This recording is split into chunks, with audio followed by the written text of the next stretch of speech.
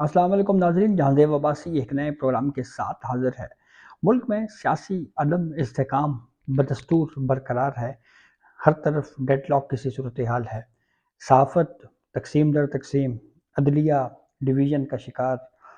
High courts में हमने जिस तरह की चीज़ें देखी, फिर उसके बाद एक मामले पे चीफ जस्टिस ऑफ पाकिस्तान काजी फ़ाइज़ ईसा साहब को खुद वजाहत करनी पड़ी। सियासत की अगर हम बात करें तो उसकी भी सूरत हाल हमारे सामने है। एक जमात पीटीआई उसकी अलग ही रंग में है, और जो सियासी जमातें आपस में मिल बैठ के कुछ चीज़ें तय करने जा रही थी, अब उनमें भी इख्तलाफात सामने आ रहे हैं।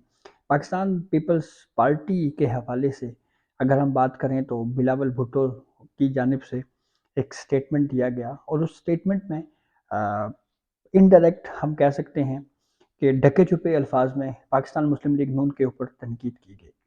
और एक तरफ पाकिस्तान पीपल्स पार्टी जहाँ पे ये कह रही है कि हम पाकिस्तान मुस्लिम लीग नून के साथ बातचीत करने के लिए तैयार हैं, ऐसी सूरत हाल में दूसरी तरफ उसी जमात के एक सरबराह का इस तरह से उस जमात के ऊपर तनकीद करना, तो ये कैओस किसी सूरत हाल अभी तक बरकरार है। और ये चीज़ समझ नहीं आ रही कि इस सब का मकसद क्या हो सकता है, क्या वजूहात हो सकती हैं, क्या ऐसा खिचड़ी, कौन सी ऐसी खिचड़ी पक रही है, क्या होने जा रहा है मुल्क में।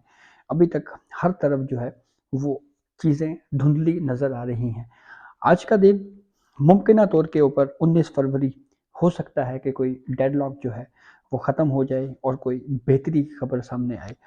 लेकिन कुछ खबरें हैं जिसके ऊपर बात करेंगे। जैसे खबर ये है कि मौलाना फजलुर रहमान साहब की जानिब से ये अंदिया दिया गया है कि वो हो सकता है सियासत छोड़ दें, और पार्लिमानी सियासत छोड़ने का भी उन्होंने अंदिया दिया है। इसके ऊपर मीडिया पे डिस्कशन हो रही है।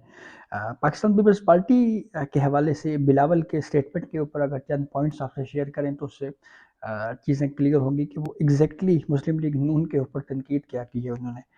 उन्होंने एक तो ये कहा है जी कि मुल्की सियासत में कुछ ऐसी शक्लें हैं जो धांधली के बगैर नहीं जीत सकती। जो धांधली के बगैर नहीं जीत सकते वो भी एहतजाज कर रहे हैं। वो एहतजाज इसलिए कर रहे हैं कि धांधली इतनी कम हुई, और ज़्यादा होनी चाहिए थी। फिर उसके बाद उन्होंने ये भी कहा कि पीपल्स पार्टी पीपल्स पार्टी को कहा गया कि 3 साल हमें दें, यानी नून लीग को दें, 2 साल पीपल्स पार्टी हुकूमत करें। मैंने मना कर दिया, ऐसे वजीर आज़म नहीं बनूंगा, पाकिस्तान के अवाम ही मुझे वजीर आज़म बनाएंगे। हमने खान साहब को कहा कि जमहूरियत को मजबूत करो, मगर उन्होंने नहीं सुना। आज भी वो कहते हैं कि वो इलेक्शन जीत चुके हैं, तो उनकी वो नशिस्तें पूरे तरीके से उनको मिल भी जाएं तब भी वो पीपल्स पार्टी के वोट के बगैर हुकूमत नहीं बना सकते। तो एक मरतबा फिर बिलावल ने एक तरह से ये बात की है कि पाकिस्तान तहरीक इंसाफ को पीपल्स पार्टी के साथ बात करनी चाहिए, और पीपल्स पार्टी के साथ बात किए बगैर पीटीआई हुकूमत नहीं बना सकती। अच्छा, एक तरफ बिलावल साहब ये बात कर रहे हैं, दूसरी जानिब पाकिस्तान मुस्लिम लीग नून के साथ उनके मुज़ाकरात भी चल रहे हैं। कुछ अहम ओहदे मांगे हैं सदर ममलिकत, आज फिर दोहराया उन्होंने। आसिफ अली जरदारी के हवाले से उन्होंने ख्वाहिश का इजहार किया, चेयरमैन सेनेट, स्पीकर कौमी असम्बली। लेकिन दूसरी जानिब वो ये भी कह रहे हैं कि हम वजारतें नहीं लेना चाह रहे। ये बड़ी अजीब बात है कि पाकिस्तान पीपल्स पार्टी मुस्लिम लीग नून के वज़ीर आज़म के उम्मीदवार को वोट देने को तैयार है, साथ स्पीकरशिप, चेयरमैन सेनेटशिप, और उसके अलावा सदर ममलिकत के हवाले से मांग रही है कि आप हमें वोट दें, लेकिन उसके साथ वजारतें ना मांगना। इसकी रीज़निंग बिल्कुल सादा सी है कि कल जब हुकूमत बने मुस्लिम लीग नून की, तो जितनी भी तनकीद हो वो अकेली पाकिस्तान मुस्लिम लीग नून को ही बर्दाश्त करना पड़े। जितना भी सियासी नुकसान हो वो पाकिस्तान मुस्लिम लीग नून को ही बर्दाश्त करना पड़े। जो भी गाली पड़े या मीडिया के ऊपर जो भी क्रिटिसिज्म हो, महंगाई का तूफान जो कि बिल्कुल वाज़े तौर पे नज़र आ रहा है, पाकिस्तान जैसे ही आईएमएफ में जाएगा तो एक महंगाई का तूफान आएगा। तो अल्टीमेटली वो तमाम तनकीद जो है वो सियासी जमात बर्दाश्त करे, जो कम अज़ कम गुज़िश्ता 10 साल से देखा जा रहा है कि इस वक्त हदफ तनकीद है हर जगह के ऊपर। اور وہ یہ کہہ رہے ہیں کہ جناب سب کچھ بھگتے پھر پاکستان مسلم لیگ نون ہی۔ اچھا، اس کے اوپر پھر جواب دیا ہے اسحاق ڈار صاحب نے، جو کہ مسلم لیگ نون کے سینئر رہنما اور اس کے ساتھ ساتھ کوارڈینیشن کمیٹی کے سربراہ ہیں۔ انہوں نے کہا کہ پاکستان مسلم لیگ نون اور پیپلز پارٹی کے اکابرین سے درخواست ہے کہ بات چیت کے ذریعے کمیٹیوں کے درمیان جو وضع کردہ ضابطے ہیں اس کی پاسداری کی جائے۔ یہ طے ہوا تھا دونوں پولیٹیکل پارٹیز کے درمیان، بٹوین پاکستان پیپلز پارٹی اور پاکستان مسلم لیگ نون، کہ یہ دونوں سیاسی جماعتیں جو ہیں وہ تشکیل کردہ کوارڈینیشن کمیٹیوں کا کوئی رکن یا رہنما بات چیت کے جاری عمل اور اس پر زیر غور نکات پر بیان بازی نہیں کرے گا۔ تو یہ جب پیپلز پارٹی ایک چیز طے کر چکی ہے تو پھر اس کو پبلکلی اس طرح کے سٹیٹمنٹس نہیں دینے چاہیے تھے۔ اچھا جی، پھر مزید اسحاق ڈار صاحب نے کہا کہ فریقین کے درمیان ابھی تک حتمی نکات طے نہیں پائے، مختلف تجاویز پر گزشتہ روز تک مشاورت جاری رہی۔ مشاورت کے بعد چار دور مکمل ہو چکے ہیں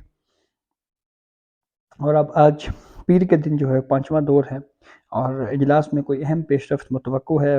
مشاورت مکمل ہونے پر دونوں جماعتوں کا باضابطہ مشترکہ اعلامیہ جاری ہوگا۔ دونوں جماعتوں میں طے شدہ طریقہ کار کے مطابق مشاورت مکمل ہونے سے پہلے اس کے اوپر کمنٹ کرنا اور بات کرنا جو ہے وہ نامناسب ہے۔ بالکل درست ہے کہ اگر پاکستان پیپلز پارٹی اور نون لیگ کے درمیان کچھ چیزیں طے ہوئی تھیں کہ جب تک ہم حتمی طور کے اوپر کسی نتیجے پہ نہ پہنچ سکیں اس وقت تک بیان بازی نہیں کی جائے گی، تو اس کے باوجود بھی اگر پاکستان پیپلز پارٹی سیاست کر رہی ہے اس موقع کے اوپر تو یہ شاید نامناسب ہے۔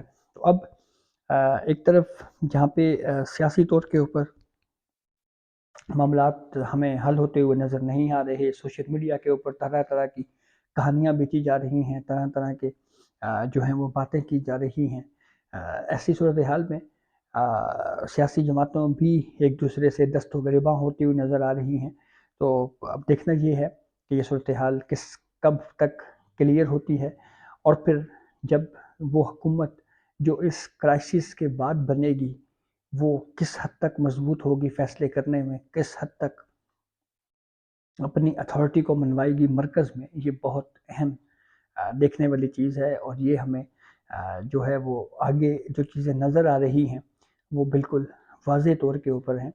اور جہاں تک پاکستان مسلم لیگ نون کا تعلق ہے تو اس میں کوئی دو رائے نہیں ہے کہ جس طرح سے 2018 میں ایک بدترین دھاندلی ہوئی، اسی طرح سے 2024 کے الیکشنز میں بھی الزامات لگائے جا رہے ہیں، اور ایک سیاسی جماعت جو اس بات کو کہہ رہی ہے کہ ہمارا مینڈیٹ چرایا گیا ہے، گو کہ ان کا موقف درست بھی ہو سکتا ہے، اور اس میں یہ کہا بھی جا رہا ہے کہ انویسٹیگیشن ہونی چاہیے، اللہ سطحی کمیشن بننا چاہیے، تحقیقات ہونی چاہیے، تحقیقات ضرور ہونی چاہیے، لیکن وہی سیاسی جماعت 2018 کے دھاندلی زدہ الیکشن کے بعد برسر اقتدار آئی، لیکن وہ اس الیکشن کو آج بھی درست مان رہی ہے۔